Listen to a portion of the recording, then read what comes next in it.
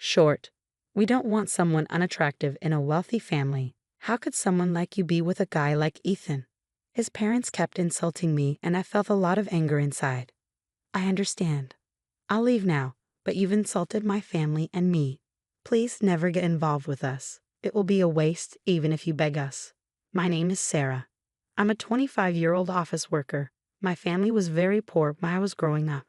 We ate stale bread every day to fight off hunger. There were 4 of us: my father, mother, sister, and me. My dad's salary went mostly toward rent, and my mom was too sick to work. My sister and I were always hungry as kids. My life changed when I learned about finance in middle school. I think it was from an after-school program. I found out that the more education you had, the more money you could make. When I heard that, I decided I wanted to study hard, earn a lot of money, and take care of my family. From that moment, I focused all my time on studying. If you study too much, you'll get sick and die, my dad used to say. If I can't make a lot of money, I'd rather die, I would reply cheekily. Unlike most kids, I studied hard and got great grades in school. Every time I got a perfect score, my mom was so happy and proud of me. It made me happy to see her proud, so I studied even more. I got a scholarship to high school because of my grades and kept working hard so I could go to university without paying for tuition. My education helped me find a job at a big company. At first, the work felt like a game, since I had only studied for most of my life. But I learned that effort doesn't always guarantee good results. If I just walked around aimlessly, I wouldn't get anywhere. I thought this was interesting and began to find ways to use my skills at work. Not many of my new colleagues thought like that. You're really hardworking, Sarah, and you fight for what you love. I'm proud of you. I even want you to teach me what you know, my dad once said. He was always unreliable, but no matter how poor we were, he always smiled. Because of his attitude, we stayed hopeful. At first, I studied to become rich and help my family, but over time, I just enjoyed studying for its own sake. It was like a kid wanting to be a baseball player and practicing hard every day. My mom never complained about money. She was great at making things herself. She learned sewing at fashion school and made clothes, backpacks, and pouches for me and my sister. They were cute and fashionable. Other kids at school would ask us where we got them. My sister even started to get into fashion and enrolled in fashion school. Even though we were poor, we were happy with what we had. Is that really true? Someone asked me once.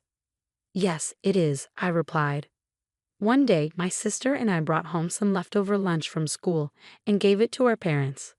That's amazing, my colleagues said when I told them this story.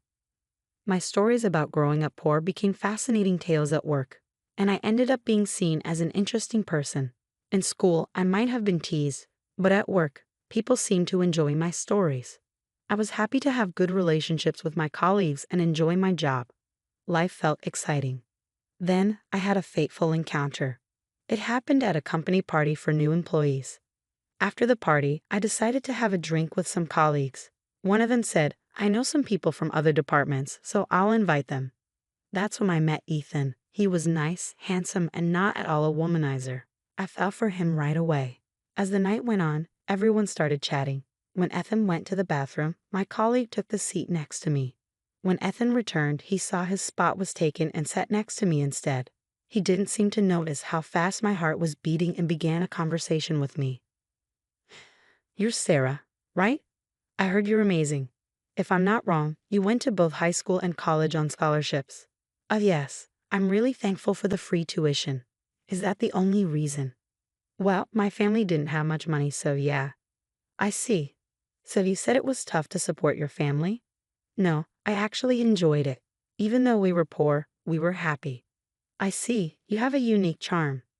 His comment surprised me, but he said it so seriously. I didn't really know what he meant, so I just laughed. From that point on, whenever I ran into him at work, we'd stop and chat casually. He must have become interested in me because one day he asked me out to dinner. He seemed much more relaxed than usual when it was just the two of us.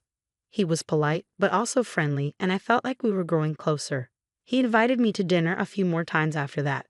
One day, he told me he had feelings for me. I didn't expect him to fall for me, but I was more happy than surprised, so I said yes. We started dating, and he treated me really well, coming up with fun date ideas. When I was with him, I felt safe and happy. I wanted to be with him forever. I found out he felt the same way when he proposed 3 years later. I was so overjoyed, and I immediately said yes. So we got engaged. We wanted to tell our families as soon as possible.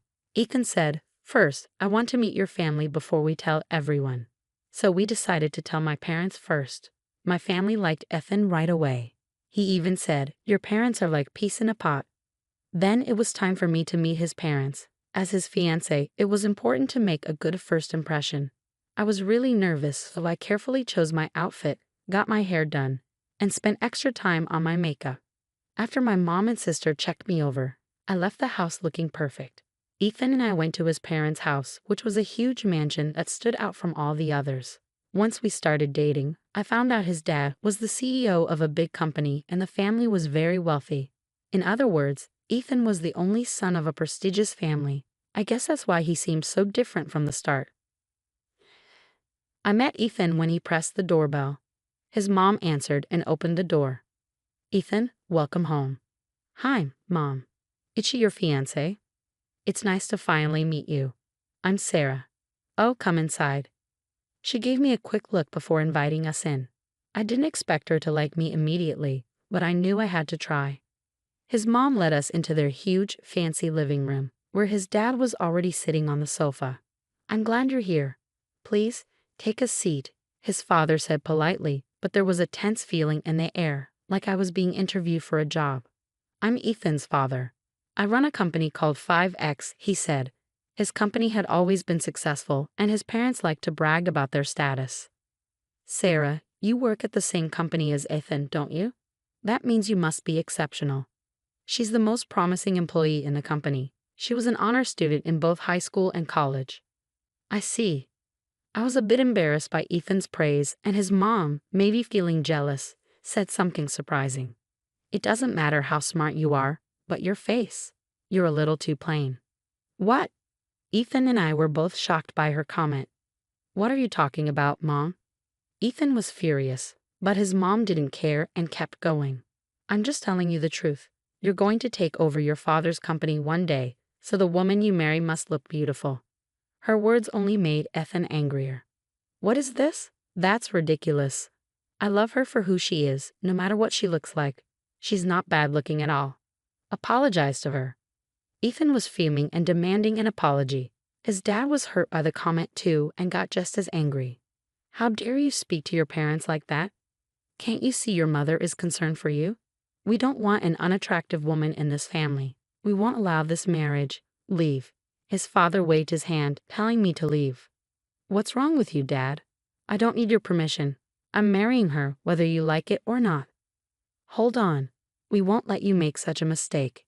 You're just being fooled by her. She may not be pretty, but she's smart. She's manipulating you like a con artist."